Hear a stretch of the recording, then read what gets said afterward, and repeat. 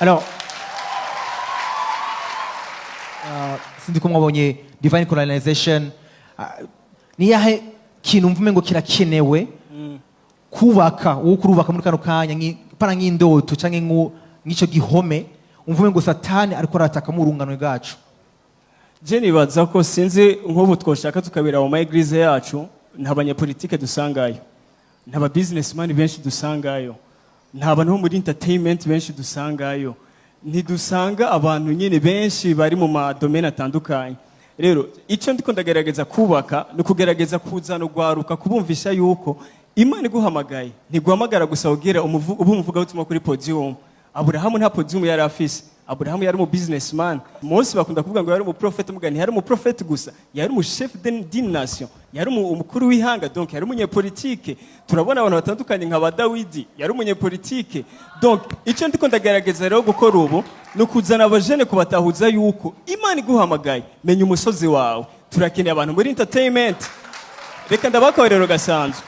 Nta dessin anime jewe nshobora kuronka zitanu no kwereka mutoyi wanje. Kubera dessin anime zose buziriko zirasohoka, zirimo homosexualite, zirimo ntuze witchcraft. Kubera iki abakizwa tuguma dusenga mugabo ntidukora ama dessin anime, alors que abo bana batoyi baba eduke n'ama dessin anime. Mu mwaka uheze nimba ntihenze filme ya mbere yabaye ya kabiri yabaye streamed kuri Netflix ni filme yitwa Wednesday, murayizi? Urumva ko bazizi iyo filme yigisha ubufumu, yari umufumu mwiza. Kubera twebwe abakizwa ivyo twabihebeye abisi. Uko nyere kuravuga muri Nehemi ntiyariko yubaka uruhome rw'ishengero, yariko yubaka uruhome rw'igihugu. Donc n'umupagani abe protege. Ibaze ingene bibabaje nk'ubu umwana yoshaka kwiga nk'akorero jewe ndigisha videography, aha mbone bariko barafilma rero benshi maze kwigisha videography, nk'ubu nk'akarorero ibaze iyo batuvuge je ndi umuntu w'amanti Valero, umuntu yanka Yesu, abantu bose mba nigisha video ndabakonvertisa muri foi yanje.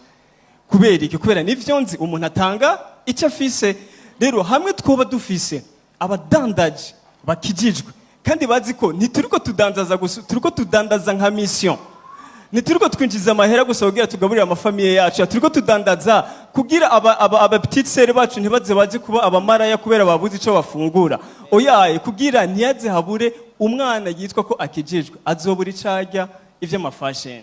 Kubera iki abakizwe turiko turagira amafashion, rero tuja tugira reference y'abantu aba fashion designer gusa expose gusa sexuality. Kubera iki abakizwa turi mu bindi bintu byose kiretse ivyo bita entertainment, kiretse ivyo bita leadership canke politique, kiretse business, kiretse ivyo bintu byose. Rero icyo ndiko ndagerageza kugira no gufasha abajene ndabumvise yo Imana iguhamagaye ntibisigura iminsi yose kuja kumuvuga butumwa.